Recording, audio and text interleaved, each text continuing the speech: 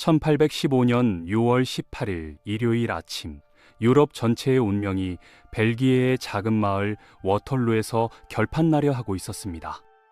전날 밤부터 쏟아진 폭우로 전장은 진흙탕이 되었고, 세계 최고의 전략가 나폴레옹은 자신의 마지막 승부수를 띄우기 위해 땅이 마르기만을 기다리고 있었죠.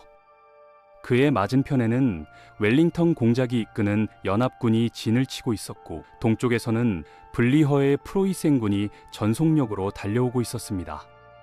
이날의 결과는 향후 100년간 유럽의 평화를 결정지을 것이었고, 나폴레옹에게는 말 그대로 전부 아니면 전무의 싸움이었습니다. 그런데 대체 어떻게 이런 상황까지 오게 된 걸까요? 불과 1년 전만 해도 나폴레옹은 완전히 끝난 인물이었는데 말이죠. 이 이야기를 제대로 풀어보겠습니다.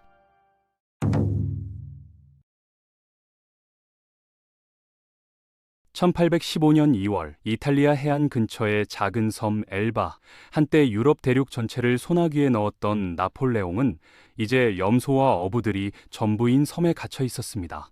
제6차 동맹전쟁에서 패배한 후 그는 이곳으로 추방당했죠. 동맹국들은 그를 죽이면 순교자가 될 것을 우려해 대신 이 외딴 섬에 가둬버렸고, 야망 넘치는 남자에게 가장 잔인한 벌을 내린 겁니다. 바로 무력하게 세상이 자신 없이 돌아가는 걸 지켜보는 거죠. 처음에 나폴레옹은 체념하고 엘바 섬을 개선하는 데 집중했습니다. 하지만 곧 프랑스와 유럽 각지에서 편지들이 날아들기 시작했어요. 그를 쓰러뜨린 동맹국들이 빈 회의에 모여 전후 처리를 논의하고 있었는데, 공통의 적이 사라지자 서로 싸우기 시작한 겁니다. 누가 뭘 가질지를 두고 아기다툼을 벌이고 있었죠.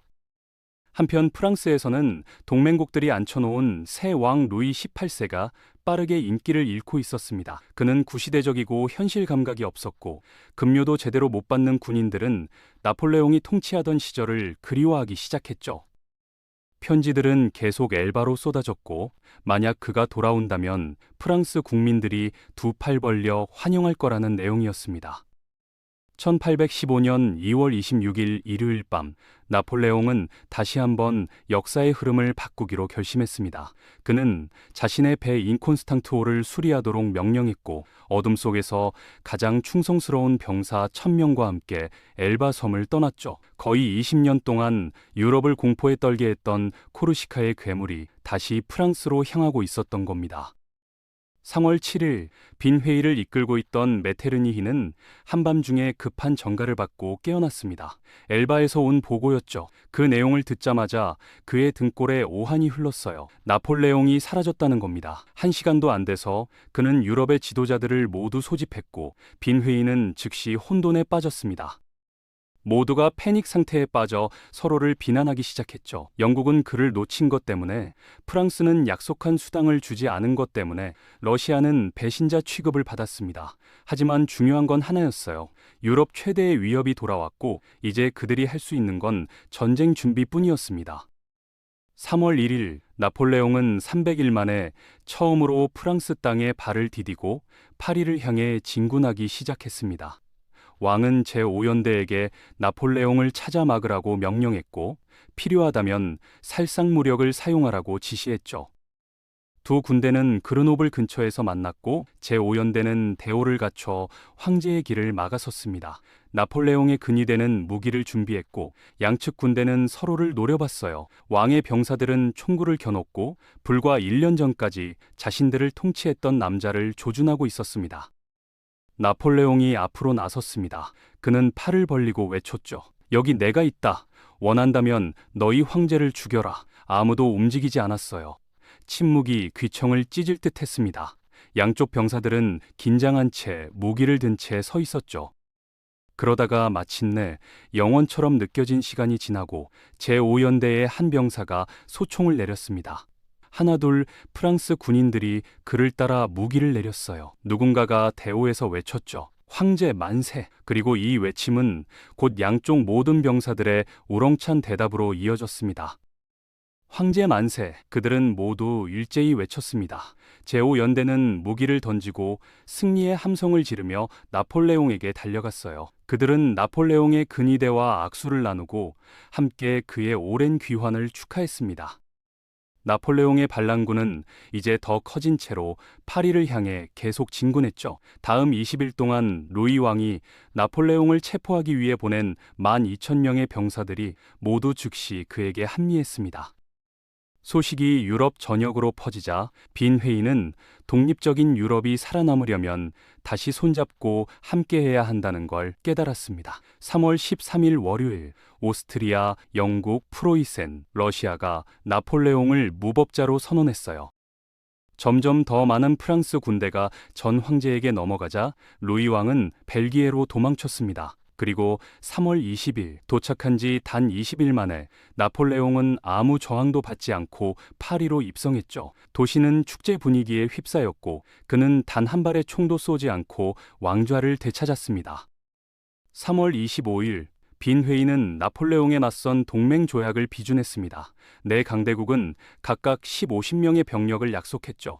이번에는 중간 조치 따위는 없었습니다. 나폴레옹은 완전히 결정적으로 패배해야 했고 그들은 10월 1일 프랑스 침공 계획을 수립하기 시작했어요.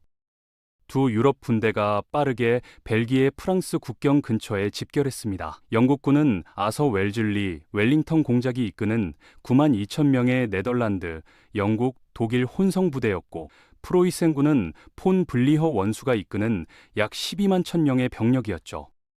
두 사령관 모두 나폴레옹 전쟁의 노련한 베테랑이었습니다. 그들은 적을 알고 있었고 동맹군이 군대를 집결할 시간을 벌기 위해 최대한 오래 황제를 막아내야 하는 막중한 임무를 맡았어요.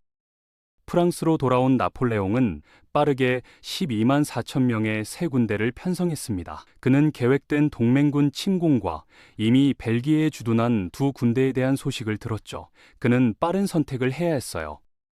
군대를 계속 재건하며 침공에 맞서 방어할 것인가, 아니면 공세로 나가 영국군과 프로이센군을 격파할 것인가. 만약 그가 두 군대를 모두 파괴한다면 동맹국들을 평화조약으로 끌어들여 프랑스 통치자로 남을 가능성이 있었습니다. 그래서 그는 공격을 선택했죠. 나폴레옹은 연합된 영국 프로이센 군대가 자신의 병력을 2대1로 압도할 것을 알고 있었지만 계획이 있었습니다. 두 동맹군은 아직 분리되어 있었거든요. 빠르게 움직이면 그는 군대를 그 사이에 밀어넣어 그들을 차단하고 하나씩 격파할 수 있었습니다.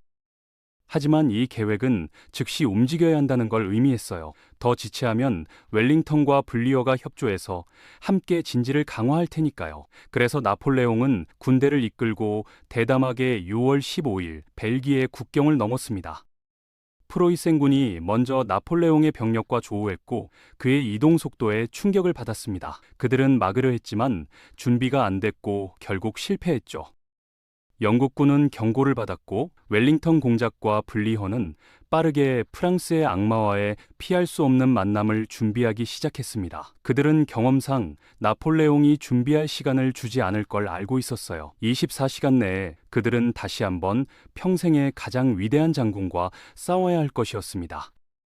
다음 날 나폴레옹은 움직였습니다. 그는 병력을 나누고 절반을 자신이 용자 중의 용자라고 불렀던 미셸 내 원수의 지휘하에 두고 영국군이 지키는 카트르브라 마을을 점령하라고 명령했죠. 동시에 그는 나머지 병력을 직접 이끌고 린이라는 작은 마을로 진군해 프로이센군과 교전했습니다.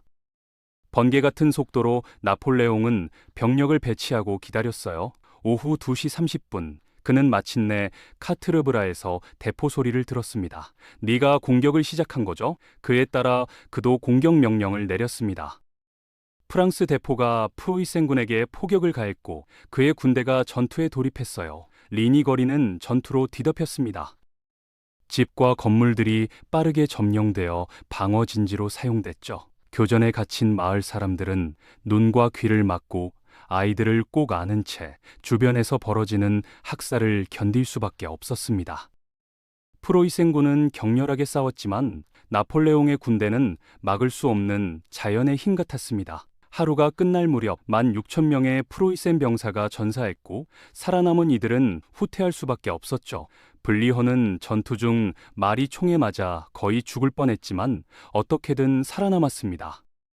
잠깐 멈춰서 말씀드리고 싶은데 블리허가 이 전투에서 72세였다는 거예요. 말 그대로 할아버지가 세계 최고의 장군을 상대로 기병 돌격을 이끌고 있었던 겁니다. 블리허의 장군들은 전면 후퇴를 주장했지만 그는 거부했습니다. 그는 때가 되면 웰링턴 공작을 돕기 위해 가까이 남아 있어야 했어요. 이건 그가 한 약속이었죠. 그래서 대신 그는 북쪽으로 단지 18마일 떨어진 곳에서 군대를 재집결했습니다. 그는 약속을 지키기 위해 모든 병사의 목숨을 걸 각오였던 겁니다. 카트르브라에서 내는 영국군 상대로 덜 성공적이었습니다. 그가 망설였고 이 지연이 적에게 진지를 완전히 강화할 시간을 줬거든요. 그는 더 많은 병력이 있었지만 이제 중화기 방어 사격으로 정면 돌격하는 상황이었고 물결처럼 밀려드는 그의 병사들이 마을을 점령하려다 죽어갔습니다. 해가 지면서 웰링턴 공작의 군대는 성공적으로 내의 진격을 막아냈어요. 밤의 엄호 속에서 영국군은 안전하게 워털루로 후퇴했고 불만에 찬 내원수는 나폴레옹에게 돌아갔습니다.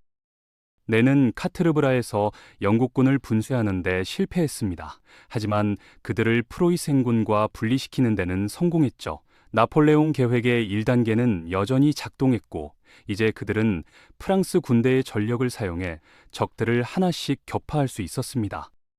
하지만 나폴레옹은 일부 프로이센군이 여전히 근처에 있다는 보고를 받았어요. 만약 그들이 영국군에 도달해 병력을 합치면 전투는 훨씬 어려워질 거였습니다. 그는 이걸 허용할 수 없었죠. 그래서 그는 즉시 웰링턴을 공격할 계획을 세웠습니다. 블리허와 프로이센군이 그들을 구할 희망이 있기 전에 영국군을 분쇄할 거였어요. 유럽의 운명은 시간과의 경주로 귀결될 것이었습니다. 그리고 이 최후의 결전은 1815년 6월 18일 일요일 워털루라는 곳에서 벌어지게 됩니다. 카트르브라 이후 웰링턴 공작과 그의 병력은 워털루라는 작은 마을 바로 남쪽 능선 근처에 급히 방어 진지를 구축했습니다. 그의 군대는 경험 없는 독일, 네덜란드, 벨기에 병사들이 엘리트 영국군에 합류한 뒤죽박죽 집단이었어요. 나폴레옹의 귀환 소식에 동맹국들이 마지막 순간에 급조한 군대였죠. 제한된 시간에 그들이 할 수 있는 최선이었습니다. 그리고 이 신병 군대가 웰링턴이 세계 최고의 장군과 그의 노련한 베테랑 군대를 막기 위해 가진 전부였어요. 그들은 세 개의 농가를 임시 요새로 만들었습니다. 오른쪽에 우고몽, 중앙에 라에생트, 왼쪽에 파펠로트였죠. 각각 엘리트 영국군으로 가득 찼습니다. 블리어는 웰링턴에게 전투에 합류하러 오고 있다는 소식을 보냈지만 아직 몇 시간 떨어져 있었어요. 영국군은 그들이 도착할 때까지 혼자 버텨야 했습니다. 하지만 버틸 수만 있다면 이길 수 있었죠. 리니 이후 나폴레옹은 주 프로이센 병력이 무력화됐다고 가정했고 웰링턴과 그의 병력을 끝내기에 충분한 시간이 있다고 생각했습니다. 하지만 예방책으로 그는 군대의 3분의 1을 보내 남은 프로이센 부대를 찾아 웰링턴과 합류하기 전에 전멸시키라고 했어요. 6월 17일 밤은 모두에게 불안한 밤이었습니다. 마치 다가올 죽음과 파괴를 애도하듯 하늘이 열리고 폭풍우가 밤새 땅을 적셨죠. 아침이 되자 하늘은 개었지만 나폴레옹의 진지와 영국 요새 사이 땅 대부분이 두꺼운 진흙바다가 되어버렸습니다. 오전 9시에 공격하고 싶었던 나폴레옹은 이제 영국 진지를 향해 진격하기 전에 태양이 땅을 말리길 몇 시간 기다렸어요. 괜찮았습니다. 그는 여전히 프로이센군이 무너졌고 경험 없는 영국군을 금방 쓸어버릴 거라고 확신했죠. 전장에 도착하자 프랑스 병사들은 적절한 대형으로 흩어졌습니다. 그리고 마침내 오전 11시 나폴레옹이 신호를 보냈어요. 그의 병력이 오른쪽의 우고몽에 첫 공격을 시작했습니다. 대포 소리가 한낮의 정적을 깼고 프랑스군이 농가로 돌격했죠. 계획은 웰링턴의 손을 강제로 움직여 중앙 대형에서 병력을 빼 오른쪽을 보강하게 만드는 것이었습니다. 하지만 우고몽의 연합군은 가진 모든 것으로 맞섰고 나폴레옹의 병력은 농가에 접근하며 큰 손실을 입기 시작했어요. 웰링턴은 멀리서 침착하게 관찰했고 중앙에서 더 이상의 증원을 투입하지 않았습니다. 나폴레옹의 첫 수는 막혔고 그는 더 강한 폭력으로 대응했죠.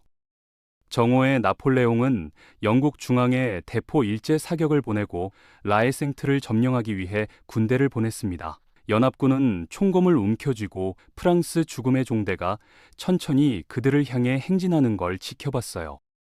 그들의 발걸음이 땅을 흔들었고 황제 만세라고 외쳤습니다. 나폴레옹의 병력이 진지를 돌격했고 전투는 빠르게 엄청난 규모의 폭력으로 변했죠. 총검과 주먹이 최후의 수단 무기가 됐습니다.